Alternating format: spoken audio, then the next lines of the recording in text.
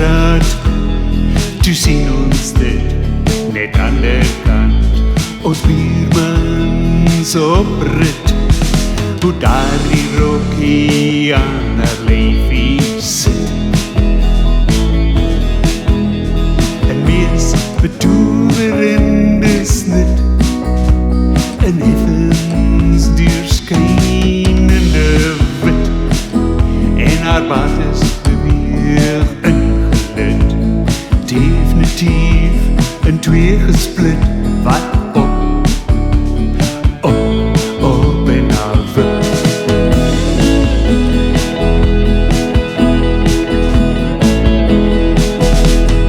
Daar die witte rok, sal kommentaar uit die lok, vir die tannies is dit in skok, want die manne maak 'n mok, om te kyk na daar die witte rok.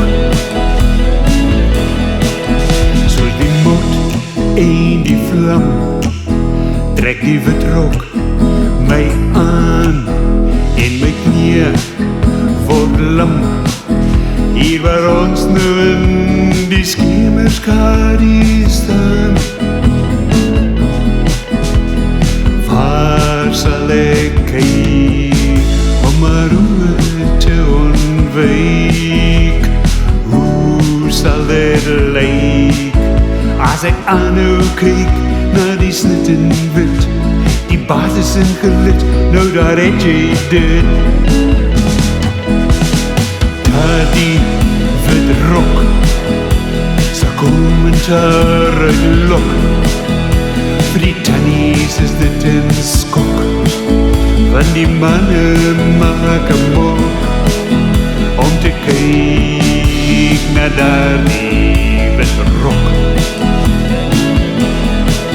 Soos die mok en die vlam, trek die witte rok my aan, en my knie word lam, hier waar ons nou in die skemerskadie staan.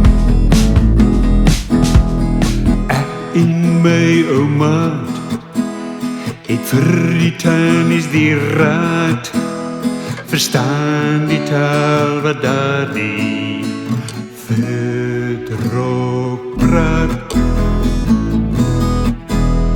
Verstaan die taal wat daar die witte rok praat.